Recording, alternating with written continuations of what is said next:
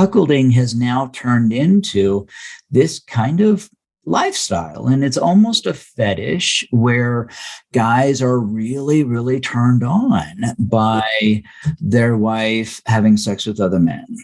And I think that for some men, cuckolding is this interesting fantasy because it is an opportunity for them to kind of give up being in charge. It's an opportunity to give up having to be the manly man that satisfies his wife. Some guys say, it's kind of relaxing to just get to sit back and watch. That's the thing that I just really find remarkable now, is that people are talking about this openly, and we get to see people embracing this in healthy ways. I mean, and hopefully now clinicians won't make the same mistake I did when I first saw this and thought it was unhealthy, right? Because it was secret, because I didn't have any role models or any idea that people could do this in a healthy way. I'm Cindy Darnell.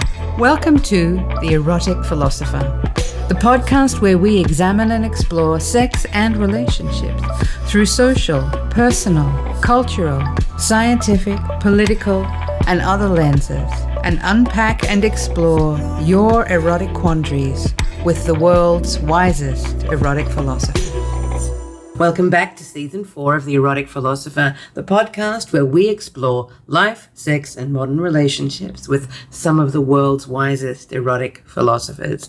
My name is Cindy Darnell. I'm a sexologist, a sex and relationships therapist and coach, and of course, I am the host of The Erotic Philosopher. I'm also the author of Sex When You Don't Feel Like It, The Truth About Mismatched Libido and Rediscovering Desire. You can find out more about me at my website, cindydarnell.com. Before we jump into today's fabulous interview, I want to tell you a little bit about a new project I'm working on, my online subscription community, where you can learn more about the issues that we tackle here on The Erotic Philosopher, be they relational, personal, emotional, sexual, and beyond. So many of us need support, help, and scaffolding to make sense of our complicated lives and relationships these days. So this new online community serves as a portal to learn more from me and from others as we dive into the issues most important to us in creating meaningful lives and fulfilling sex. You'll see more on my website, cindydarnell.com, under the community tab. Now, let's meet today's guest, someone whose work I have followed for many years, and indeed the world's foremost expert into the world of cuckolding, hot wifing, and the impact of religion on human sexuality. Dr. David Ley is a clinical psychologist, sex therapist, and author based in Albuquerque, New Mexico. He's the author of several books and research articles on sexuality, including his first book, Insatiable Wives, Women Who Stray and the Men Who Love Them, known as the Bible of Cuckolding. With Justin Lehmiller and columnist Dan Savage, Dr. Ley published the first empirical research on cuckolding. Dr. Ley is a frequent guest in the media around the world, with appearances in sources such as the New York Times, CNN, Time Magazine, and Hustler and Playboy magazine. In this interview, we trace the origins of David's work in unpacking human sexuality, how he developed his signature brand of open-minded inquiry and curiosity, and the errors in judgment he made early in his clinical career. Then we pivot into his groundbreaking exploration of the world of cuckolding, or hot wives, and how the cuck world is becoming a movement of erotic awakening unto itself. Enjoy today's interview with Dr. David Ley. Dr. David Ley, it's an absolute pleasure to finally kind of clamp eyes on you and have an hour of your time. You and I have been kind of internet friends for a number of years now, and I've been admiring you and your work from a distance. So it's really lovely to be in the same virtual room as you. Welcome to The Erotic Philosopher. Thanks for having me. Yeah, it's I wanted to have the chance to sit down with you for a long time. So I'm really happy to be here. And so this turned out to be the perfect alignment of the planets, as they say. So before I get into a discussion with you about your really remarkable professional career, for people who may be meeting you for the first time, what would you like them to know about you that is not necessarily related to your work? Who is David Ley? One of the things that people don't normally know about me until they kind of meet me in person or see me visually is that I was born with just one hand, and it is it's a very apparent disability, but not a very disabling disability. But it really affected my life when I was little. I had to learn how to do things my own way. I had to figure out how to tie my shoes, my way. And my parents were really, really supportive and encouraging me to adapt and figure things out. And it really kind of instilled in me a cognitive approach that there's lots of right ways to do things. And just because people do something one way doesn't mean it's the right way for me. And honestly, I think that has really impacted my career, because my writing and my clinical career has really involved that, looking at things that other people believe or the approaches that other people are taking. And always in my mind is the question, well, is that the only way to do this? And I think, David, that's such an interesting insight into your background and how our influences to a degree can inform even how what we're interested in as clinicians. And certainly your out of the box inquiry is something that caught my attention when I first encountered your work online, I guess maybe around 10 years ago. And initially I came to your work around one of your books called The Myth of Sex Addiction, which we're not going to go into too much today. But for folks who are listening, I would highly encourage you to get a copy of that book. But that you've also got Ethical Porn for Dicks, which I think is hilarious. And actually what we're going to talk about today is, I think, your first book, Insatiable Wives, which is fascinating. And there are not very many books on that topic. And so we're going to dig into that. But given that the three books it's only the three books, right? It's only the three books right now. So far. I'm thinking about another book, but if I write it, it would just be, out of interest. And in the nonfiction kind of world, additional books don't actually kind of give you all that much, and so I don't know. I mean, a book is a whole lot of work. Really? I just had my own experience with it last year, and it was just, oh my God, the grind. But I'm glad I did it. And one of my friends, Kate Bornstein, said to me, who's a writer, and she said, I hate that craft of writing, but I love having written. And I'm like, oh, that really, it is a sense of satisfaction and accomplishment when you get the fucking thing finished. But the actual labor because it's so lonely as well. I mean, it was for me anyway. It was just me reading my own stuff over and over and going, does this make sense? Is anybody even going to read this? So, and for the people who have, I do appreciate it. So coming back to your career and your out of the box thinking, your three topics that I have encountered that you've written about, and not only do you write about them, but you really invite readers to start thinking about, these sacred cows of sexuality, what is supposed to be, or what would be the right way to do things, in contrast with, a set of ethics or a set of kind of, I don't even want to go to morals. That implies a sort of religiosity, but let's talk about it through a lens of ethics. You really invite readers to look at the data and then lay it up against our own inner experience of ourselves in contrast with the data. And then you would really invite readers to sort of say, well, what can we learn about ourselves from this? Is it possible that perhaps, the way society has spoon-fed us, this is how sex is supposed to be, this is how relationships are supposed to be, this is how gender is supposed to be, that it's possibly we've been lied to, if not explicitly, then implicitly, underhandedly. You have been a real pioneer, particularly in the US, at taking on some of the real big guns around the lies and the bullshit they've been saying about sex for a really long time. What's that been like for you as an individual to be the face of that? Quite a roller coaster, to be absolutely honest. I didn't really know what I was getting into, first and foremost. As I started taking on the degree to which the mental health field in particular has allowed a lot of morality and bias around sexuality to intrude into kind of clinical practice. As I started challenging that, I was doing so from a academic kind of place, from a philosophical kind of stance. And this sounds silly for a psychologist to say, I didn't realize how personal people were going to take some of these questions and challenges, and until I dove into it, I just didn't understand the level of anxiety and fear that people feel so deeply when it comes to sex. And I didn't realize that as I started asking questions, come on, is sex really addictive? Is pornography really having the impact that people claim? Is monogamy the only option? I found out that, I was really poking people in some very sensitive places. And, since, not a lot of weeks go by where I don't get death threats. Wow. Like actual death threats. Yeah, for actual death threats. I've been doxxed a few times, people,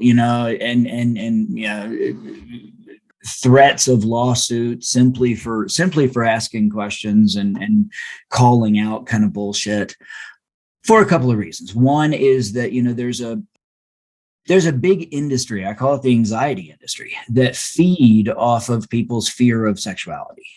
And a lot of people make a lot of money off of these pseudoscientific morality-based ideas. We see it online now with, the anti-porn people that are raising money, supporting oftentimes Mormon ideals around sexuality and pornography. And they're well funded by Church of Latter-day Saints, in fact. But then we've also got, these people like Andrew Tate, the men's rights kind of people that are out there inflaming kind of fear about testosterone levels and sperm count and stuff like that. And there's this current idea that, that there's a worldwide spermageddon, that men are not producing enough sperm because of like plastic, and that at some point the human race is going to die out because we're not producing enough sperm to reproduce. It's just this. Wow, that I hadn't heard that one. That's a new one. And it's bad science. It's based on exaggerated poor science, but people make a lot of money, get a lot of attention, and frankly get a lot of control by trying to make other people afraid of sex. And having done this now for 25 years or so, I'm not afraid of people's sexuality. There are people that I am afraid of. There are people that are violent and impulsive and deceptive and narcissistic and antisocial, and those people I am afraid of. I'm concerned about. But the sexual fantasies that somebody might have, or the sexual behaviors that somebody might have, I might dislike that fantasy, but I'm not afraid of it. And I don't think that people should be afraid of their sexuality or hate their sexuality the way that so many people want you to. And that's a challenging idea for a lot of people. And so then, because you've been, doing this inquiry and sort of, holding these bigger, powerful groups accountable to say, well, is it really true that, there's a sperm crisis? Is it really true that, porn makes you go crazy? Is it really true that having multiple partners makes you a devil worshiper?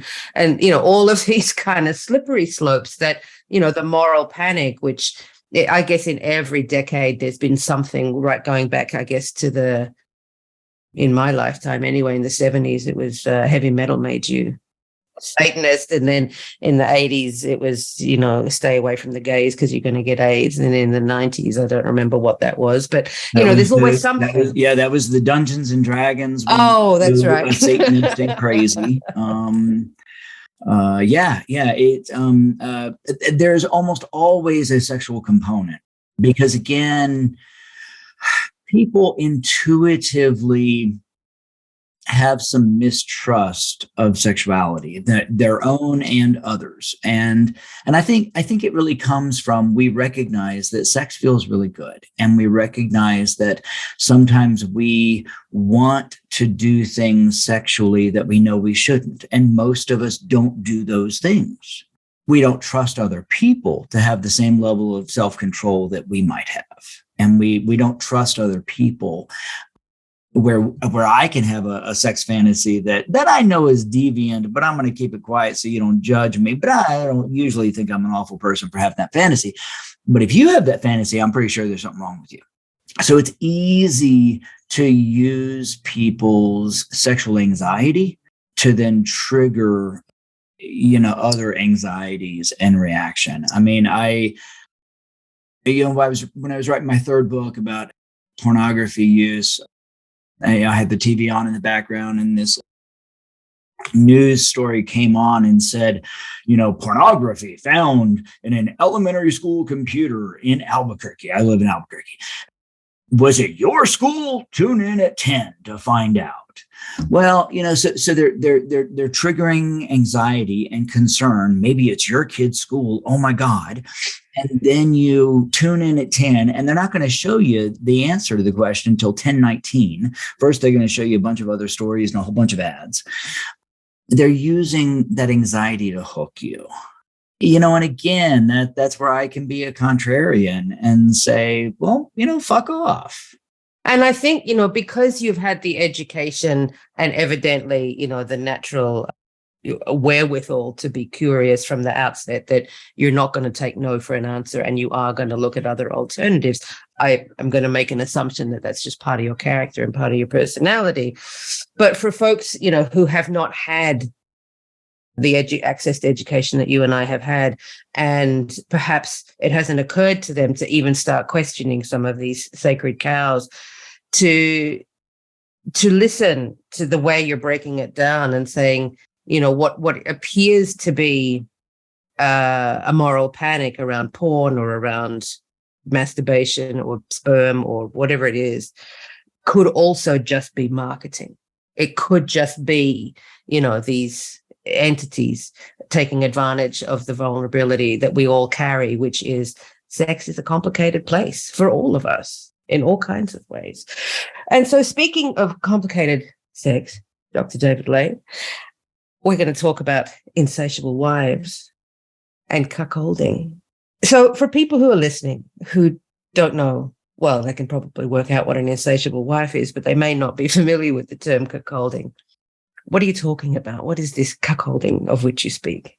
It's a pretty common term these days with, like people in the far right and conservatives calling each other cuck. And they usually mean it as, calling another man a weakling, basically. Now, the term cuckolding originated, in the Dark Ages, really in the Middle Ages in Europe. And it was coined by naturalists who saw the cuckoo bird. The cuckoo bird has this really fascinating kind of devious reproduction strategy where the female cuckoo bird goes and lays its eggs in the nest of other birds. And the cuckoo chick hatches earlier than the birds of the other species that are there. And then the little chick takes the food that the mama and papa bird bring for their babies, right? So it's consuming the food, it's stealing. And then the cuckoo chick will even do crazy things like push the eggs, the other eggs out of the nest. Wow, I didn't know that they were such rascals. It's just wild. It really is very interesting. And naturalists of the day looked at that and they said, oh, see, that's what happens when a man's wife cheats on him. That the man might end up raising the child of another man, and that child that's not related to him will consume that father's, goods and support and everything else. And so they termed when a wife cheats on the husband, cuckolding, and that the wife is cuckolding the husband by having sex with other men. And Shakespeare is filled with this. The play Othello is all about fear of infidelity, and women who were caught cuckolding their husbands in those times, they could experience awful things: rape, torture, death, banishment.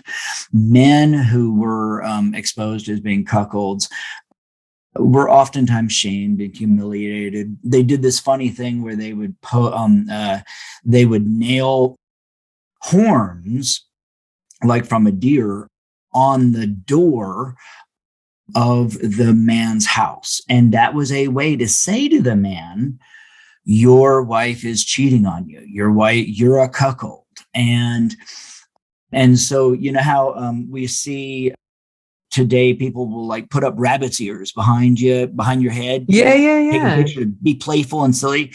Well, that actually originates from this cuckold thing, because people would put up cuckold horns behind somebody as a way of saying he's a cuckold, he's a weakling. Now, that also, and again, another damn bird story.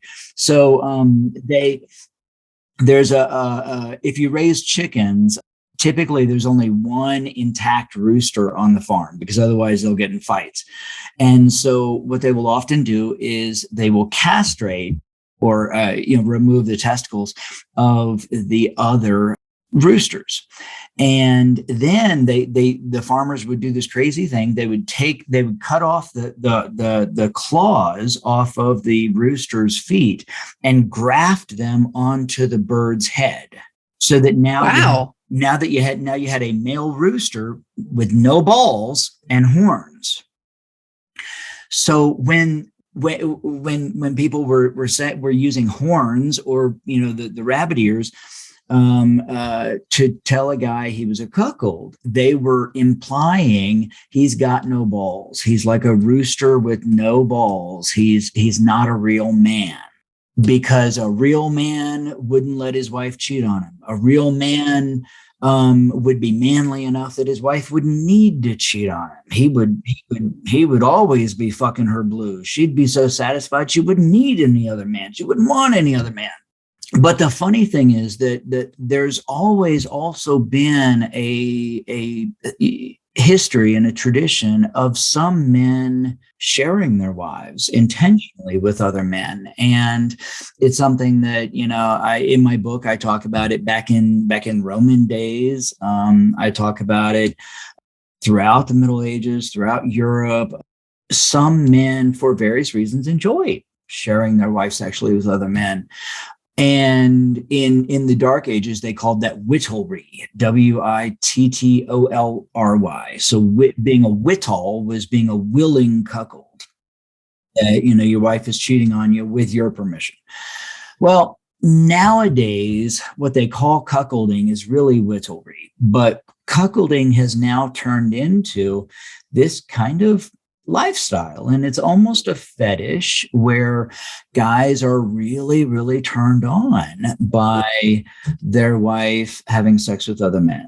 And I first encountered this back in like 2007, 2008, and I was collecting some data for a study on non-monogamy, and I met these two couples where this was their lifestyle. The wives were out there, boning other men, and the husbands loved it. And the husbands were monogamous to the wife. And I'll confess, Cindy, that I assumed that was unhealthy. My first reaction was, that's crazy. What? Really? What?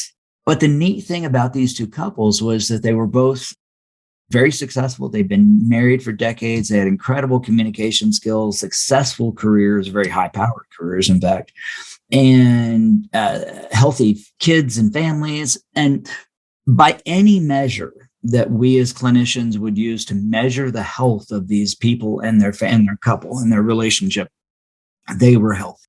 These people are clearly healthy. Why was my knee-jerk assumption that they must be?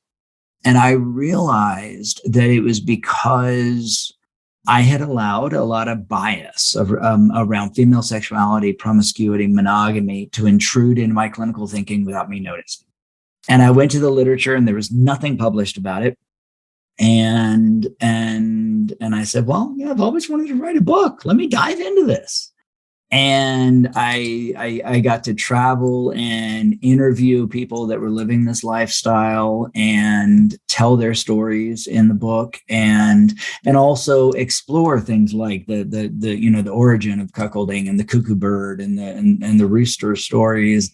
And really at the end of the day, I argued, these people seem to have found something that is really exciting for them. And there do appear to be healthy ways to do this. And this isn't as abnormal as we think. We just think it's abnormal because we don't talk about it, because we kept this secret. And then now in I wrote that book in 2000, published it in 2009, and it just re-released as an audiobook last year. And it remains one of the only books about cuckolding. And cuckolding is now getting all this attention. I mean, Jerry Falwell Jr. from Liberty University. Yes, I just watched the. That's right. On one of the streaming. Hulu, the Hulu documentary. God forbid. Yeah, the interview with Giancarlo, which it was fascinating. Like having grown up in Australia, I was not nearly as aware of the influence of the evangelical church in the US. Now that I live here, I can see that it's. It's up there with, the big banks, and in terms of just the influence and the sheer volume of people who think it's good, to me is still shocking. And because not that we don't have religious people in Australia, of course we do, but it's still a relatively secular country, at least at a legislative level. It's a pretty secular country. And we tend to not have the extremities of religion that you guys have here. Anyway, that's aside. Watching this show and just watching not only, the influence of how he had this university, his connections to Trump and all of this stuff, but also just the fact that he was preaching the hypocrisy was just like, wow. And for him and his kink, his fetish, along with his wife, for them to be whatever they're into, like you, I'm like, all right, whatever gets you through the night is fine. How they kind of manipulated that young fella made me pretty pissed off, I have to say. But that's a separate issue from the fact that there are going to be people who want to enjoy such, erotic exploration, where it doesn't have to be about exploitation. It doesn't have to be about taking advantage of an innocent young fella who's going to struggle potentially for the rest of his life because of the bullshit that's going to be hanging over his head now. Yeah. I mean, he'll always be associated with that scandal. So I had two criticisms of that documentary. I thought it was really interesting, well done. I love all the politics of it. The two criticisms that I had, one was they didn't call me. Yes. Why weren't you in it? Why the hell wasn't I in it? Why the hell wasn't I advisor of it? If I were on the production team, you would be the first person I called. And because really, I mean, my book Insatiable Wives is called the Bible of cuckolding now in that community, which is kind of funny. But the more legitimate criticism that I had of it was that there always in that documentary was this kind of sneaking sort of judgment engaging in that behavior. And there was this kind of, there were these implications that he was just a pervert and she was just a slut. Again, it made this sexual practice abnormal and deviant. But even with that couple, I can look at what they did and I can understand it. She married him at a really young age. She clearly had no prior relationships and no sex with other men. And this lifestyle was an opportunity for her to explore things that she'd never had exposure to. And one of the things that I've heard from wives that engage in cuckolding is that it oftentimes leads to them accepting and embracing their sexuality in a way they never had before, and even changes their interactions in the world. This one wife I interviewed, she'd grown up in Kentucky, super conservative, been married to her husband the whole life. He came to her and said, "Hey, would you be interested in doing this?" And they tried it and she loved it. But she told me about how her teenage daughter came to her at some point and said, "Mom, what's going on? Because you seem so much more confident and so much more assertive and in life." And now she didn't tell her daughter, "Well, yeah, I'm fucking a bunch of other guys." But I remember she said, when your husband tells you you're beautiful, he's just doing his job. He's supposed to say it. But when other men say you're beautiful, and not only you're beautiful, but I really want to fuck you, she said that makes it harder to see yourself as unattractive or undesirable. And I think that was, part of what was at play for Falwell's, wife, Becky. I think also, though, the rigidity of that evangelical culture about, to be a man, your wife can't cheat on you. You must be a real man. You have to be the head of the household. You have to be in charge. You have to be dominant. That's a lot of work, and it's exhausting. And it really is exhausting for everybody to stay in a cage like that. That's right. For the duration of your life in order to appease some mystery figure and then have this eternal joyful afterlife, maybe. Yeah. That's a lot of work for a 50-50 win. And yeah, right. And we all know the story of the CEO who likes to be tied up and whipped, right? Well, and that's because the CEO is tired of being in charge. And I think that for some men, cuckolding is this interesting fantasy because it is an opportunity for them to kind of give up being in charge. It's an opportunity to give up having to be the manly man that satisfies his wife. Some guys say, it's kind of relaxing to just get to sit back and watch. I don't have to be in charge. I hope you're enjoying this episode of The Erotic Philosopher as much as I enjoy bringing it to you. I love being able to introduce these guests from around the world to you, and in return, it would help me enormously if you would go to Apple or wherever you listen to podcasts and leave The Erotic Philosopher a rating and review. Your labor there helps this podcast land in front of people's eyes and ears, and what better way to help create a more inclusive and supportive world than spreading more information to more people, and you'd be doing a great favor to me too. If you would like to find out more about working with me, head over to my website, that's cindydarnell.com, where you'll see my offerings as a therapist or coach for a streamlined and personalized service, plus my online pleasure school under the online courses tab, where you'll find a suite of pre-recorded classes ready to go. There's something there for everyone. You'll also find my online community under the community tab, where you can join me and others just like you navigate the topics we discuss here on The Erotic Philosopher and so much more. There's no shame in needing support to better understand these complex parts of our lives, and I am here to support you every step of the way. We're also on Instagram and Twitter at The Erotic Philos, that's PHILOS. You can also follow me on social media. I am at Cindy, CYNDI_DARNELL on Instagram, TikTok, and on Twitter. Thanks for joining us here today, and now let's get back to the episode. This has obviously created an entire genre of porn around it as well, some of which goes into humiliation of the cuck, the implication that he's got a tiny dick and, all of these sorts of things. In your research for the book, and then also since then, because as you say, the book came out, over a decade ago, has there been a shift?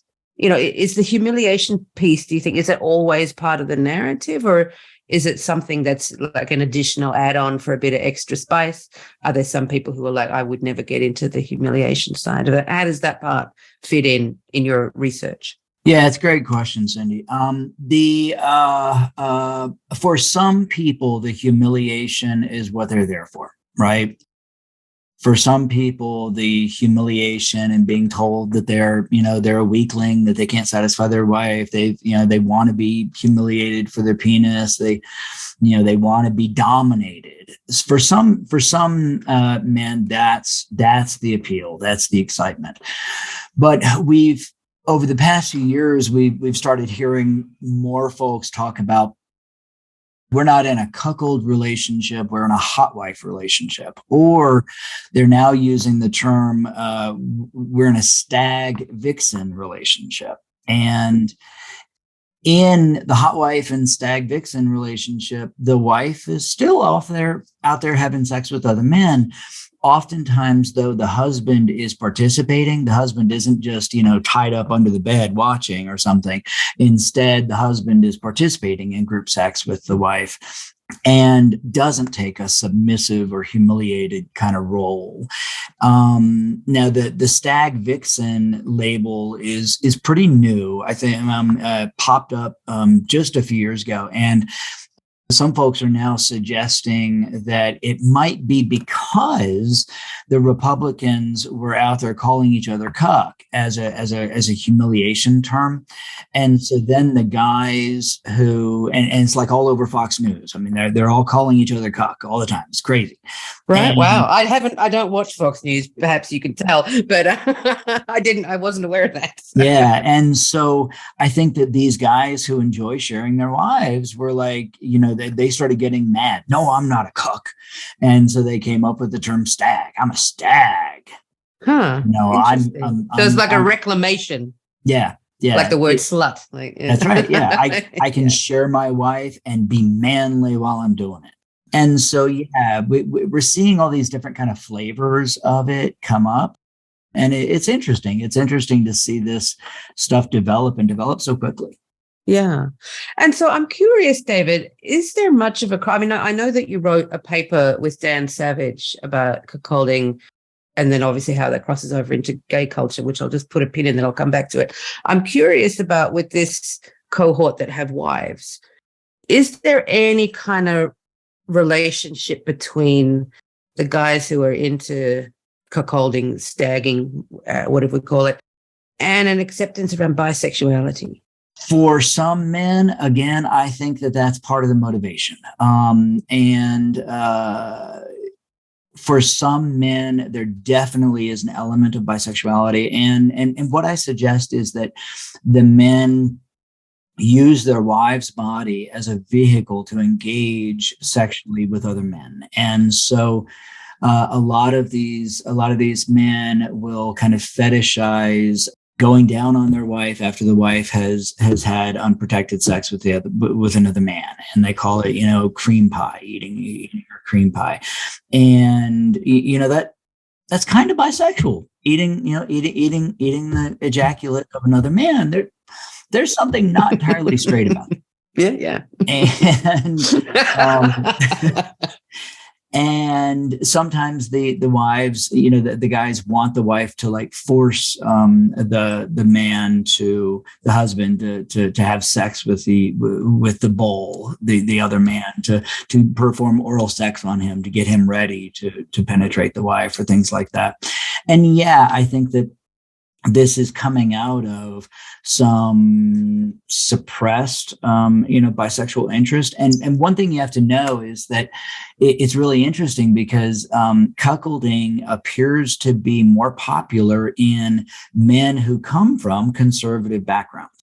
I was going to ask about that. Is there a relationship between conservatism and this particular practice? Right. And yeah, Justin Lehmiller, who's also an author on that gay cuckolding study, he's got a fabulous book called Tell Me What You Want about sexual fantasy research. And that's one of the things he finds is that, people fantasize or are drawn to the things that are taboo. And if you were raised that, you have to be a real man, right? And that the definition of what a real man is very rigid and limited, that being other than that then becomes taboo, which can be exciting to some people. And so it's the naughtiness of it that is arousing. I still get emails all the time from people that are interested in cuckolding all over the world, but I've had guys write me, like one guy wrote me from Europe, and he was a skinhead, and in the whole kind of hardcore Nazi skinhead kind of life. And he said, my skinhead friends don't know that I'm really into the fantasy of my girlfriend cuckolding me, particularly with men of color, because that was the naughtiness of that. Just had so much energy attached to it. I mean, and I've also encountered on the other side men of color who have fantasized about being that guy. That's right. And it can work both ways. So moving again now into the gay world and the paper that you did with Dan and Justin, and obviously, or perhaps not so obviously for people listening, but gay men traditionally have been very kind of advanced in their group practices. It's never really been hidden. It's sort of something that's been a part of gay culture for as long as gay culture has been around. So I'm curious about how the cuckolding thing plays out in gay culture, given that it's less of a taboo. There's less of the naughty element there. Whereas in heteroculture in particular, you've got the double whammy of the monogamy and the bisexuality. So it's like, and then with the race thing, then you've got the trifecta of filth. Whereas among gay men, they've been playing at that level for years. So I'm curious for them if the appeal is nearly as strong. The story of that paper is actually kind of a cool one. It happened because of Dan Savage. And Dan's column was where cuckolding really first started getting a lot of kind of public attention, because guys would write and say, I'm trying to get my wife to do this and she doesn't want to do it. How do I get her to do it? And at some point, Dan just got frustrated with those guys. So I talked about, the cuckold letters that Dan had gotten in my book. I tried to reach out to him and never heard back. And then a year or two later, Dan and I are on a listserv together with a whole bunch of sexuality professionals and researchers. And he posted a email requesting people's comments on this cuckolding kind of letter he'd gotten. And I was I guess I might have had a beer or two, and I sent him an email saying, instead of getting an answer, why don't you just read my goddamn book? And and he immediately wrote back and said, well, why don't you just write the answer to this question then instead, and we can promote your book. All right, cool. And then Dan and I ended up becoming actually good friends, which is amazing because I look up to him. He's had such an incredible influence on sexuality. If you haven't read it, there's a really amazing interview with him in New York Times just the other day about his life and career around sexuality. After the 2015 Supreme Court decision legalizing marriage equality in the United States, Dan, he had said for a long time that there's no such thing as gay cuckolding because gay men just think it's hot to share their husbands with other men, and it's not a taboo, right? Most gay men are non-monogamous anyway, so it's no big deal. And he said, the naughtiness and the fear of it and the taboo of it just isn't there like it is in heterosexual. But all of a sudden, 2015, 2014, something like that, gay cuckold porn started popping up. And then Dan started getting emails from guys that were that were gay men into cuckolding. he wrote me and he shared one of them. And he said, do you think this is about the Supreme Court decision? When they legalized gay marriage, did they create a taboo? Did they now make it naughty? Now that you could legally get married, did they make it naughty for the husband to get fucked by other men?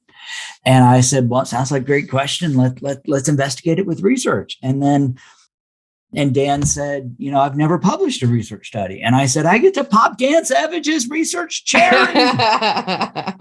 And Dan said, I didn't know I had any more cherries. and I said, there's always more cherries, Dan. There's always more cherries. And we brought in Justin because neither Dan nor I are researchers primarily. And Justin is an incredible researcher. And so we did this really neat study with gay men that were into cuckolding. And we found that it didn't appear to have any relationship to the Supreme Court decision.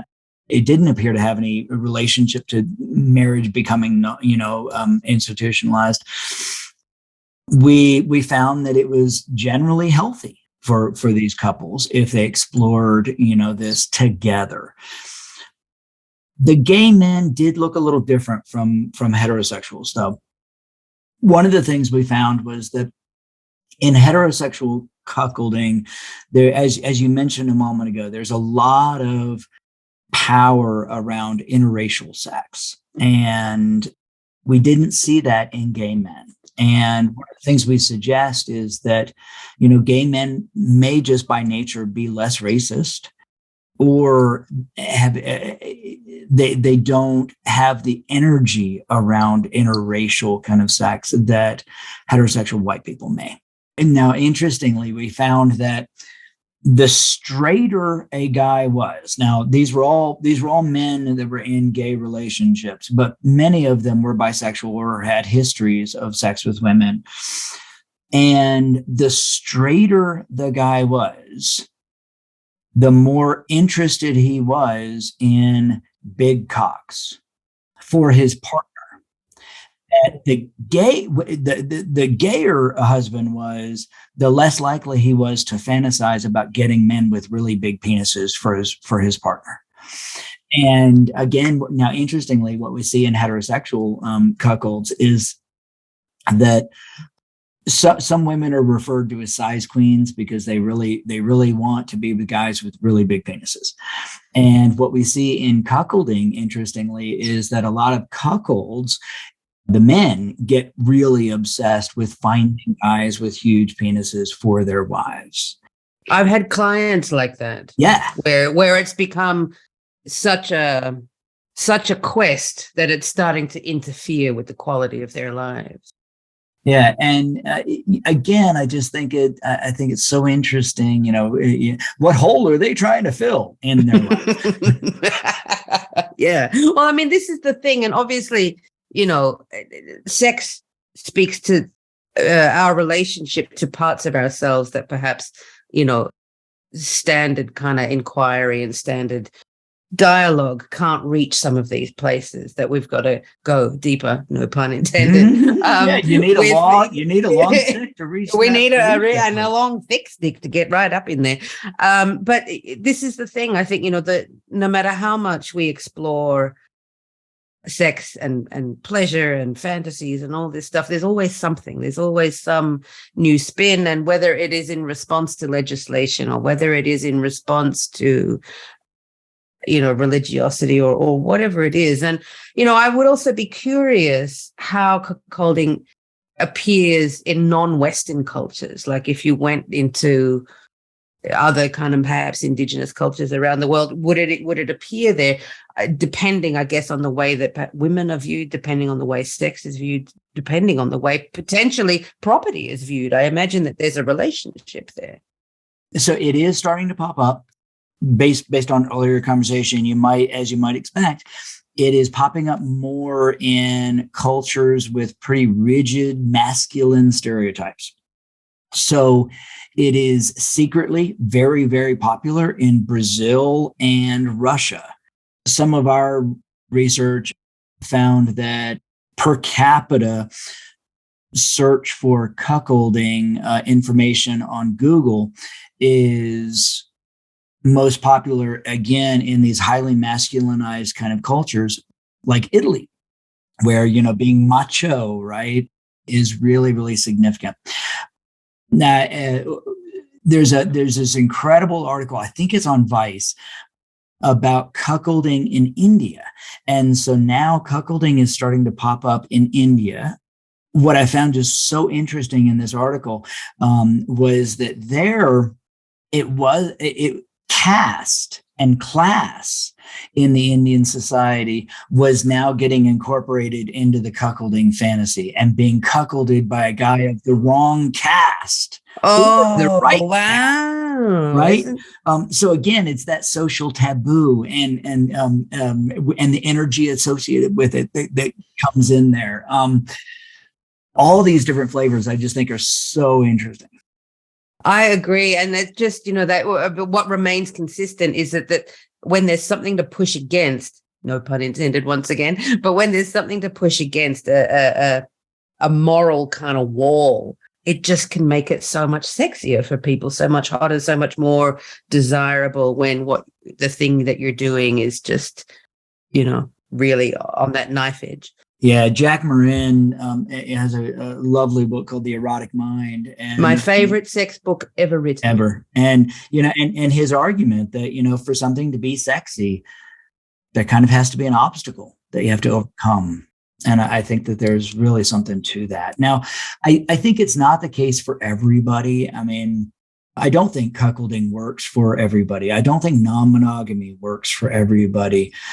And there are some people, I think, that try these things and maybe shouldn't, where there's, where it's not a healthy relationship, or they don't have good, issues around consent, for instance.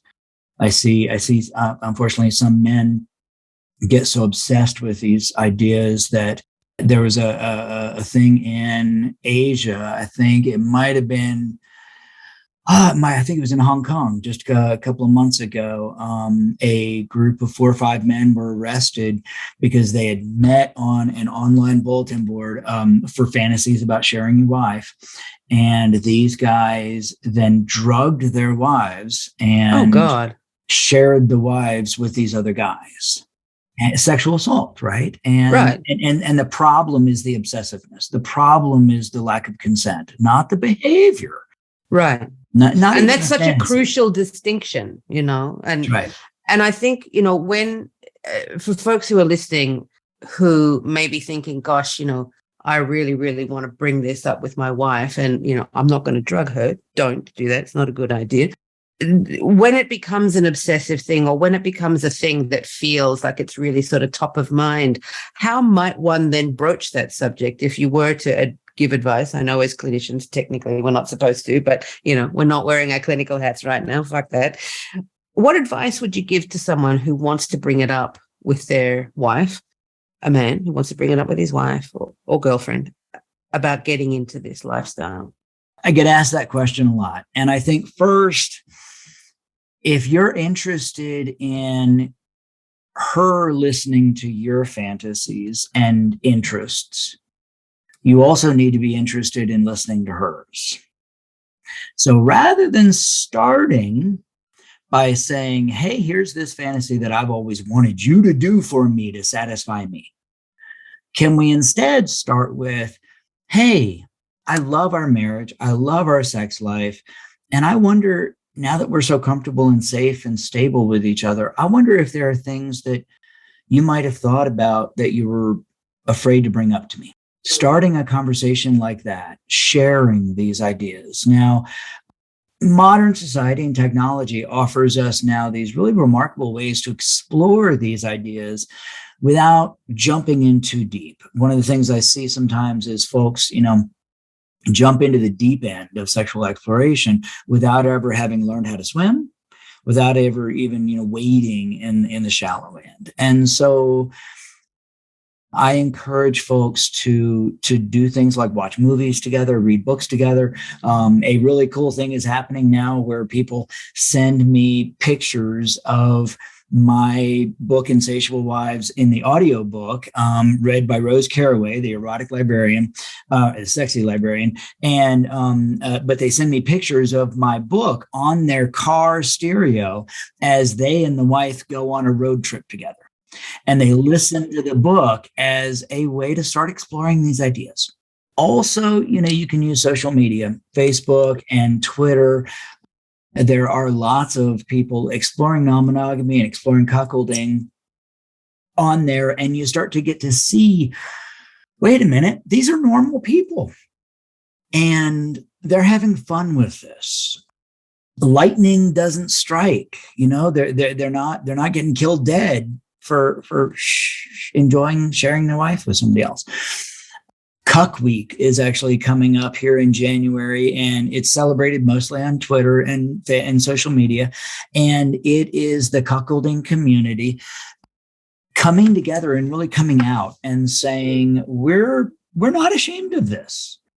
We're not going to keep this dirty secret, because it's a really powerful part of our lives. And it's really cool because now we're hearing from a lot of the women, a lot of the wives now coming out and talking about what this does for them and how embracing it has been part of their growth, that they're not just sluts, but that they are now exploring being confident and accepting and asserting their sexuality. And when you start seeing that, I think it again opens us up to thinking about ways to do this in healthy ways. And that, I think, is the most important thing, that couples need to sit down and talk about and communicate about whether we can do this in a healthy way. Now, what does healthy look like? Consensual, honest, mutual. It shouldn't be about exploitation. It shouldn't be about, hey, I know you don't want to do this, but I really want you to, so you need to go do it for me. That ain't healthy. Unless it's something that, it's not a big thing for me, but I'll do it for you so long as you do this for me. Mm-hmm. There has to be that reciprocity of willingness, as opposed to being coerced into something where, and I guess one's own kind of moral compass can tell you where the line is, but my hunch would be, if you feel a bit shitty in the middle of it or afterwards, it's probably that you've crossed your own boundary and you should have said no. That's the thing that I just really find remarkable now, is that people are talking about this openly, and we get to see people embracing this in healthy ways. I mean, and hopefully now clinicians won't make the same mistake I did when I first saw this and thought it was unhealthy, right? Because it was secret, because I didn't have any role models or any idea that people could do this in healthy ways. Yeah.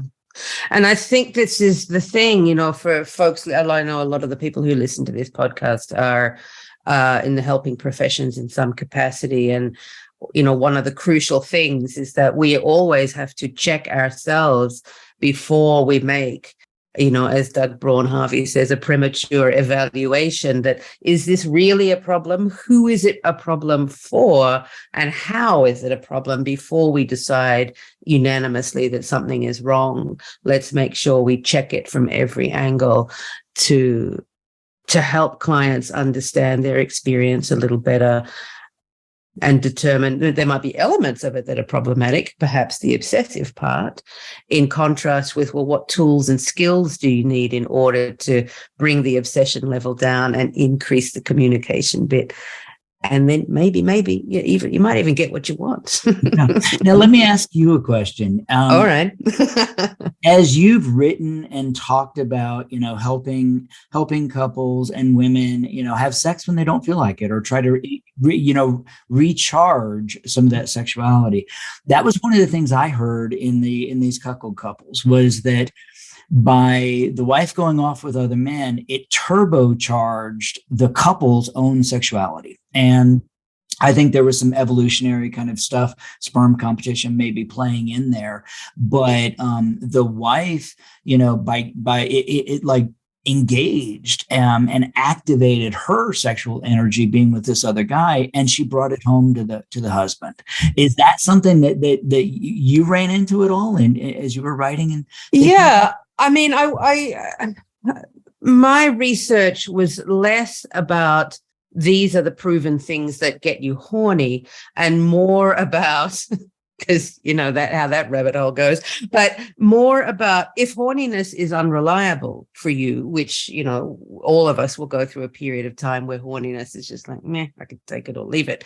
But if you're with a partner who's like, come on, you know, we really need to get this show on the road, and you're like, ugh, all right, that we can start to find an incentive that is valuable to you in some way, whatever that incentive is, whether it's emotional, physical, spiritual, whatever, it doesn't matter. But as long as you can find at least one incentive, if not several, to help get you motivated. So it could be like validation, if going and fucking the guy next door, because, you know, not because even that you especially like him, but you know that he likes you and you like the way he looks at you. If that gives you the validation that you're looking for, and then you think, all right, well, I'll try it and I'll see what happens. And if I don't like it, I won't do it again. But if I just do it once, it'll satisfy the curiosity, satisfy the itch. And then I know if I tell my husband, I know he's already into it. So, you know, I'll say, you know, actually, I was out putting the trash cans out and I saw Brett, and one thing led to another. And guess what happened, you know? And so, I mean, absolutely. I wouldn't necessarily prescribe it and say, go and fuck your neighbor. But if, and I mean, this is also the thing too, particularly in long-term couples, particularly in long-term so-called monogamous couples, you can get really tired of eating the same meal every day, even if it is delicious and it's your favorite meal.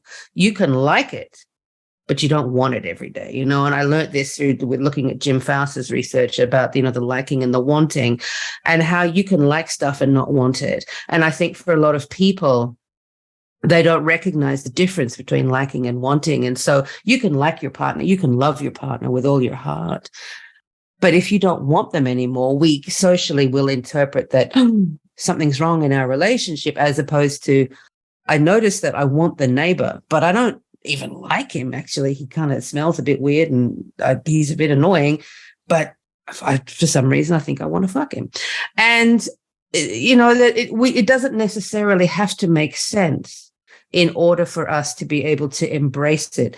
What we do need to do is a little bit of inquiry, and I lay out the steps of that in the book to help people understand what their experience is, but to not put any moral judgment on it about is it right or wrong. It's like, you know, you need to communicate with whoever you need to communicate with about this, but at the outset, the primary person you're communicating with about this is yourself. You've got to start being real with yourself. And I think a lot of us struggle to even allow ourselves, particularly in couples who are traditionally monogamous, to even consider pulling down the veneer of monogamy and going, well, what does that mean for us if I do want to fuck somebody else? Does that mean then that you want to? Because it doesn't have to mean that. And also there may be an uneven playing field. Again, depending on trust in the relationship and again, the level of communication. So I think, yes, absolutely, it can be a wonderful addition to spicing up a lackluster sex life. It could also go horribly wrong too. But if one goes through the process of checking in with oneself about what their erotic motivations are. And I think that's where Jack Morin's work is so powerful, because he really gives us permission to push up against this taboo and the naughtiness and the obstacle that it can really, even if we don't like it consciously, we don't have to like it.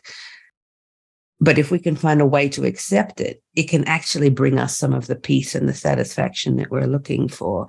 But so many of us don't have the knowledge on how to deal with erotic quandaries. People don't have the tools to do this level of self-inquiry. That's really why I wrote the book, was because I noticed just how many people struggle, and how, you know, if I eat these oysters or I take this pill or I use this, you know, coffee flavored lube, and I'm like, oh God, forget it. Come on. Like, you can like do that stuff if you want, go for it, knock yourself out. But if it doesn't work, then come back to me and we'll have a proper conversation. I've struggled with some of that same stuff, not the coffee flavored lube, but the helping people to recognize how much pain they're causing for themselves, and even how much sexual dysfunction they're causing for themselves, because they think there's something wrong with them, because they think that, this erotic desire that they have makes them a bad person, and then they hate themselves, and then sexuality is not fun and not pleasant and not healthy. But it's because of the hate. It's because of that internal conflict. It's because of that quandary that you just said. And I think it's why I love your book. I love this, that you're doing this podcast, because it's inviting people to go to that next level, to ask themselves, just like I said at the beginning, am I sure that's right? Am I sure that's the only way this could be? And having people like you encouraging people to apply that question to themselves and to think about their sexuality, it's so powerful. So thank you for doing it. Oh, well, you're very welcome. And thank you for inspiring me.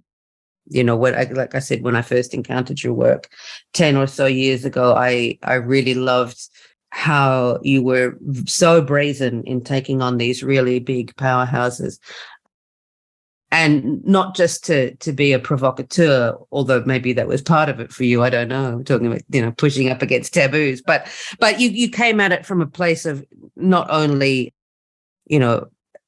profound inquiry, but also passion. And you brought the science and the data, but you also brought the kindness, and that is, I think, is so lacking in so many people's inquiry into sex. Is it's always the default setting is always the moral panic and not the compassion and the kindness that allegedly Christians are supposed to embody. Yeah, that's what motivates me is, I see the people that hurt because of this stuff, and I see the people that get bullied.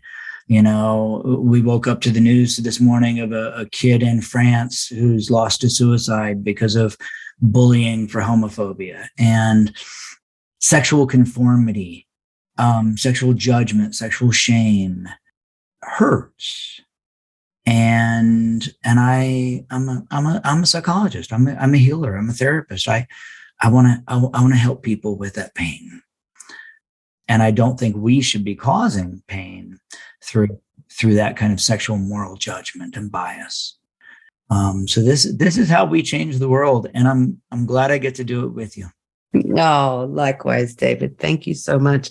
And so, as we start wrapping up the conversation for now, if folks want to reach out to you, find out what you've got coming up, perhaps that the public can get involved with, what are the ways that people can get in contact with you or follow you at least? Yeah. So my website is davidleyphd.com. And even though my last name sounds like getting laid, it's spelled Ley. Have you ever thought about changing the spelling just for a laugh? No. But clearly, being a sex doctor was my only option with that last name, right? Yeah, really. But yeah, my website, davidleyphd.com, Twitter, at Dr. David Ley, and I think Instagram, I'm David Ley PhD. Okay. Well, I'm going to put all the links in the show notes there for people to be able to follow you and reach out to you and sing your praises, buy your books and do all those things. And this will be out in time for Cuckweek. Thank you for informing me. I did not even know there was a Cuckweek, but I'm going to be following the Cuckweek hashtag on Twitter just to see what happens. Thank you again, David. Have a great weekend. Thank you, Cindy. Lovely to talk to you.